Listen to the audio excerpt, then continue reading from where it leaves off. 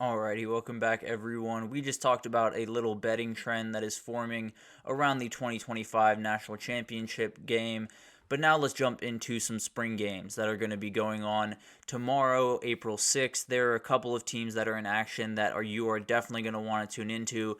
And let's start with Clemson. They are kind of the main event on tomorrow, so we will definitely let's jump into them first.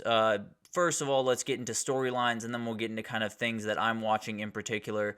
First of all, the main storyline is Clemson slipping, or are they kind of reigniting? Everyone is kind of writing Clemson off after the last couple of years. They want to see Dabo Swinney continue to fall off the pedestal that he has formed, but everything is still on the table for this team. I talked about it yesterday. No one has really fully taken control of the ACC. Obviously, Florida State has done a really good job the last couple of years, but the odds for them and Clemson to win the ACC are the exact same right now. So no one has, planted their flag in the ACC and, made that clear. So if you're Clemson, everything's still on the table for you. You can still reignite and be the Clemson of old if you can really put it together this year.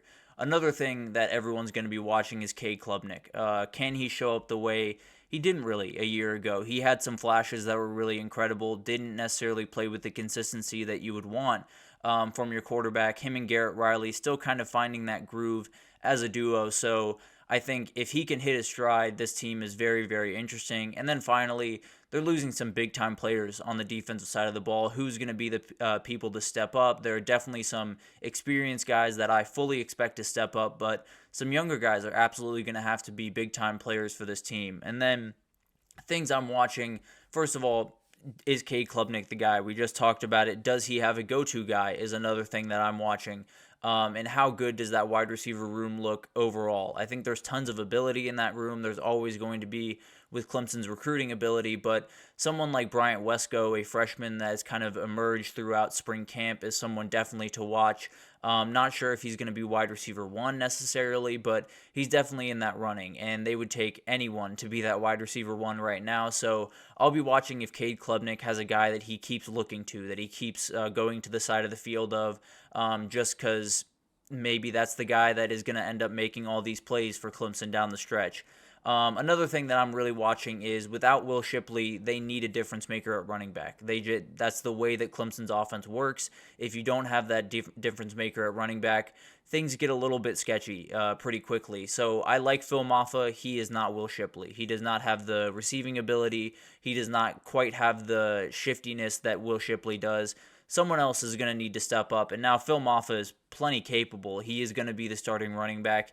He will likely be able to flash some skills, but they're likely going to need a third down guy or someone to rotate in the same way they rotated in Phil Maffa a year ago. Someone like Jay Haynes is someone to watch throughout this game. If he can flash some receiving skills, some ability to make cuts. Obviously, in spring games when it's no contact, it's hard for these running backs to really light up the box score in any way, but you can definitely see some ability on these plays. So that's definitely something I'll be watching for. And then who's the leader of this defense is the biggest thing for me. Jeremiah Trotter is walking out the door. So who's going to kind of fill those shoes? In my opinion, Barrett Carter is the guy in the position to do it the best, but all of that can change very quickly. And also, they're going to need more than one vocal leader on that defense because they're losing a lot of guys, and you're going to need to replace that with really smart, really vocal leaders. Someone like Tyler Davis up front, losing him is absolutely huge for this team going into next year. So someone's going to need to step up at all of these position groups and be the vocal leader, be the heartbeat of that group,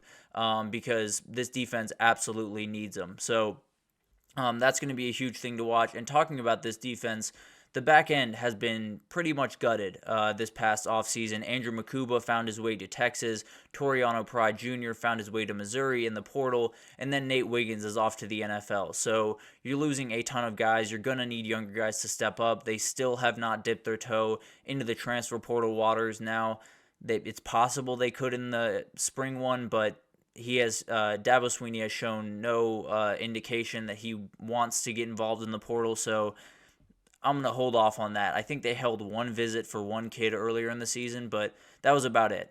So young guys are going to have to step up on that back end, or Dabo Swinney is going to have to make a little bit of a sacrifice later on this spring. But let's jump into the second team here, North Carolina State Wolfpack, a team that a lot of people are watching, and that's the number one storyline for them. Dark horse team in the ACC, possibly. They're someone that I think a lot of people are watching. Bringing in Grayson McCall as the starting quarterback is huge. This wide receiver group, as I was looking through it yesterday especially, is a lot stronger than I once thought it was. This is a group that can do a ton of different things. So how do they look the first time we get to see them in pads, running around full speed? It'll be really interesting to see all that. Tons of offensive transfers. How do they all come together, and how does everything look on that end of the ball? And then on the defensive end, you're losing Peyton Wilson, who was an absolute difference maker for them a year ago, a difference maker for them the last couple of years. And they're going to need someone to step up into that void, who is someone that's kind of showing up and kind of flashing on the screen. Tomorrow will be something I'm watching for very, very closely on the defensive side of the ball. And then a couple more specific things that I'm watching for. We talked about this wide receiver group. I think they are remarkably talented, but them and Grayson McCall got to get on the same page, and they have to do it rather quickly. Kevin Concepcion is the guy. He's going to be the wide receiver one, if I had to guess. But Justin Jolly, a guy that transferred over from UConn, and then Noah Rogers, a transfer from Ohio State. Both guys very, very talented. Rogers did not get a lot of run at Ohio State, but let's be honest, it's not easy for wide receivers to get run at Ohio State. So definitely still very talented, was highly recruited out of high school, so very excited to see him jump into that. And then Justin Jolly is someone that they absolutely love over there in Raleigh, and someone that has big-time expectations for the Wolfpack. And then we talked about Peyton Wilson walking out the door. Saheem Battle is another guy on defense that is walking out the door. So two big-time players on the front end and the back end of that defense. You need guys to step up, and a transfer Cam Riley from Auburn is someone that is flashing in spring practice that absolutely could be that guy, but they're going to need more than him. So I'm definitely going to be watching out, especially for the back end of this defense that lost a number of guys, seeing who kind of stands out. If anyone is kind of being the alpha in that room, will definitely be something that I'm watching out for.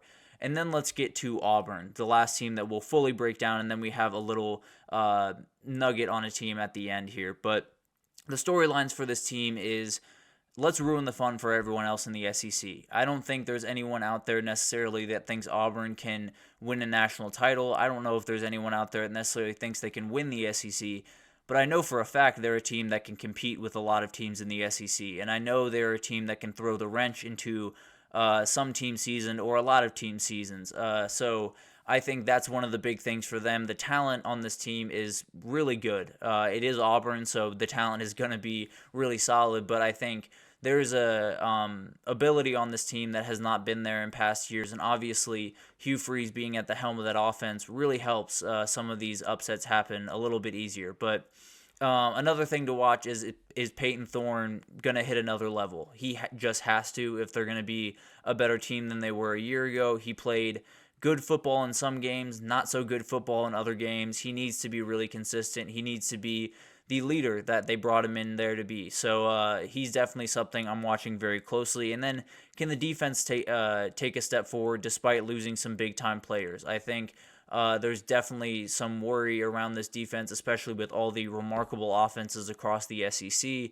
I think they're going to have to take a step forward. They're going to have to do big-time things, and it'll be interesting to see if they can pull it off. And then what I'm kind of watching for more specifically, the second-year transfers is something that I'm watching very closely. Mainly Caleb Burton coming over from Ohio State a year ago. Didn't quite hit the strides that you would have wanted him to if you're an Auburn fan. And then Rivaldo Fairweather is a tight end that's a big-time player, and I think he's someone that could really pop onto the scene this year. Had a up and down 2023, but definitely could be a big-time player for them this year. And then losing guys like Jalen Simpson and DJ James on the back end of that defense is absolutely huge. They brought in Jaron Thompson from Texas and Antonio Kite from Bama. So two guys on that back end that I expect to play a lot, and especially a lot in the spring game to kind of get their feet wet in this new system. So I think those are two guys you will have to watch very, very closely to see if they're able to fill those shoes that they're going to have to fill. And then the line of scrimmage battle is kind of a no-sum game in spring practice and in spring games. You never really know who's winning and who's losing, or is the O-line just bad and the D-line's bad as well, but the D-line's just a little bit less bad than the O-line.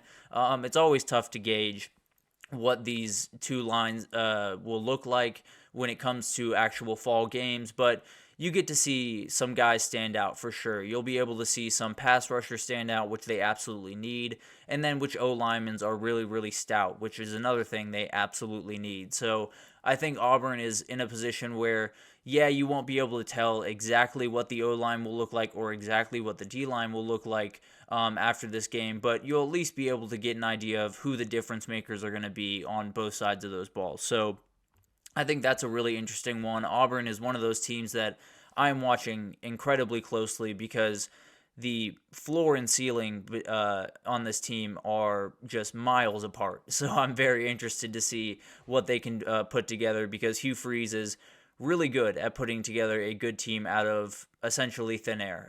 But finally, I wanted to finish it off with UNLV. They're a team that I really enjoy for one very specific reason.